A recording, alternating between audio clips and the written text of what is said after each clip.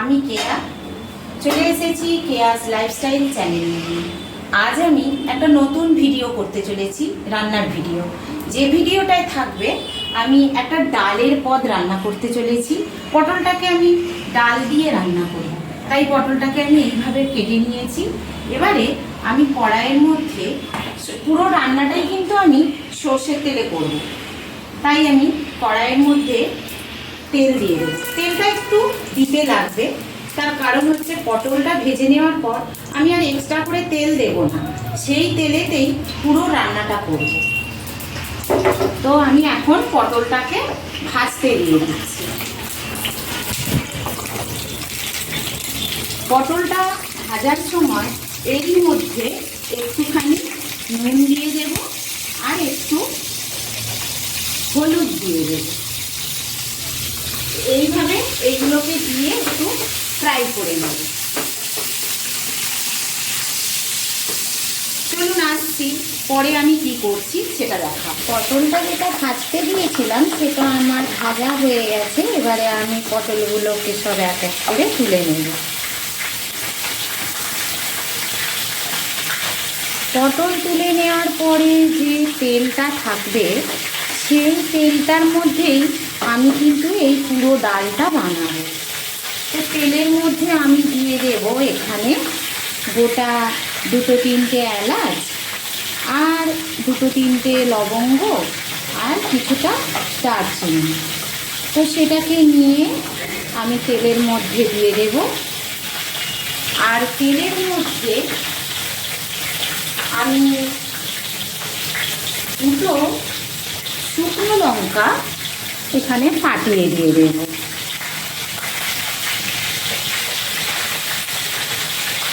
কয়েকটা তেজপাতাও আমি ছোট ছোট করে টুকরো করে নিয়েছিলাম, সেটাও আমি তেলের মধ্যে দিয়ে একটু ভাজা ভাজা করে নেব।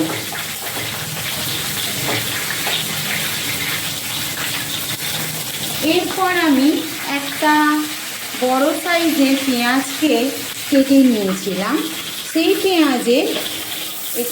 পেঁয়াজের টুকরোগুলো আমি দিয়ে দেব। কুচানো পেঁয়াজটা আমি ভেজে একটু লাল লাল করে নেব। যতক্ষণ না এটা একটু লাল লাল হচ্ছে ততক্ষণ আমি এই কুচানো পেঁয়াজগুলোকে ভাজতে থাকবো। কুচানো পেঁয়াজটা আমার লাল লাল করে প্রায় ভাজা হয়ে গেছে। তো পেঁয়াজের মধ্যে আমি এবার দিয়ে দেব টমেটো।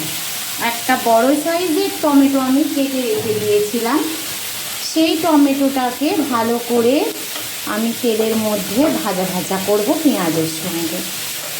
টমেটোটা একটু নরম হয়ে এলে তারপর আমি এর মধ্যে এক এক করে সমস্ত মশলা অ্যাড করব।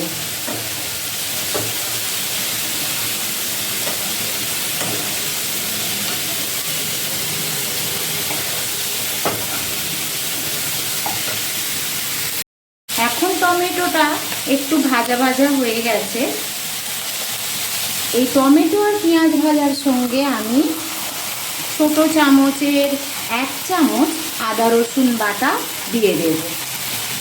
আদা রসুন বাটাটা এই টমেটো আর পেঁয়াজের সঙ্গে ভালো করে ফ্রাই করে নিতে হবে। যতক্ষণ পর্যন্ত না এই আদা রসুনের যে কাঁচা একটা গন্ধ যতক্ষণ না কেটে যাচ্ছে আমি ততক্ষণ পর্যন্ত এটাকে ফ্রাই করতে থাকব। এখানে টমেটোটা বেশ ভাজা ভাজা হয়ে গেছে। এখানে আমি অ্যাড করব নুন, অ্যাড করব ছোট চামচের 1 চামচ হলুদ, আর এখানে অ্যাড করব আমি ছোট চামচের 1/2 চামচ জিরে গুঁড়ো, আর একটু দেব ছোট চামচের 1/2 চামচ লাল লঙ্কার গুঁড়ো। এটাকে আমি ভালো করে ফ্রাই করে নেব।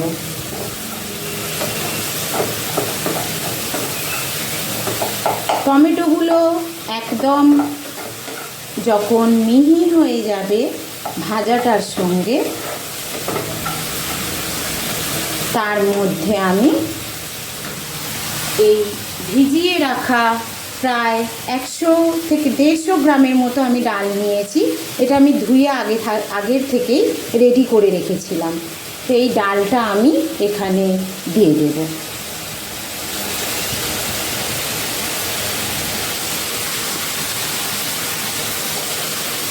ভালো করে ডালের সঙ্গে মশলাটা কষিয়ে নেব।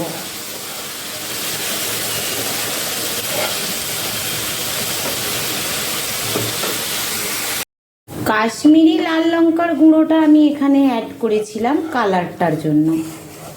একটু কালারটা লাল লাল হলে রান্নার দেখতেই ওটা অন্যরকম হয়ে যায়।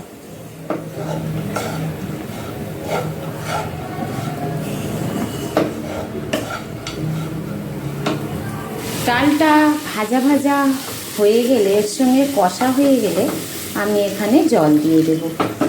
ডালটা সিদ্ধ হওয়ার মতো জল দেব।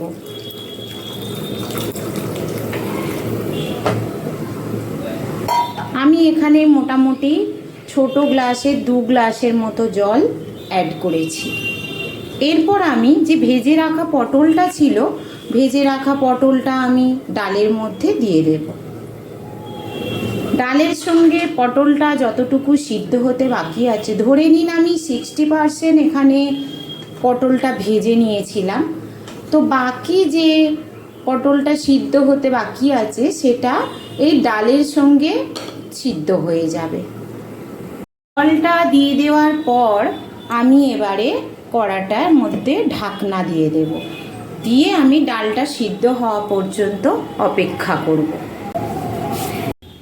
আমার এখন ডালটা রেডি হয়ে গেছে। দেখুন ডালটা পুরো রেডি। এবারে আমি ডালটাকে নামিয়ে নেব। নামানোর আগে আমি এখানে একটু গরম মশলা দিয়ে দেব। এই 1/2 চামচের মতো গরম মশলা দিয়ে আমি ডালটা নামিয়ে নেব। এই পর্যন্ত ডাল রান্নাটা কেমন হয়েছে আপনারা একটু কমেন্টের মাধ্যমে জানাবেন। আর অবশ্যই করে কিন্তু এই রকম ডালের একটা পদ খেয়ে দেখবেন। বানিয়ে খেয়ে অবশ্যই কিন্তু কেয়াকে কমেন্ট করে জানাবেন ভিডিওটা কেমন হয়েছে। অবশ্যই করে একটা ভিডিওতে লাইক দিয়ে দেবেন। নতুন বন্ধু হয়ে থাকলে অবশ্যই করে কিন্তু সাবস্ক্রাইব করে দেবেন। বেল আইকনটা কিন্তু প্রেস করতে ভুলবেন না, তার কারণ কেয়া যখনই নতুন কোনো ভিডিও আপডেট দেবে তখনই সঙ্গে সঙ্গে আপনাদের কাছে তার নোটিফিকেশান পৌঁছে যাবে। তো টাটা বন্ধুরা।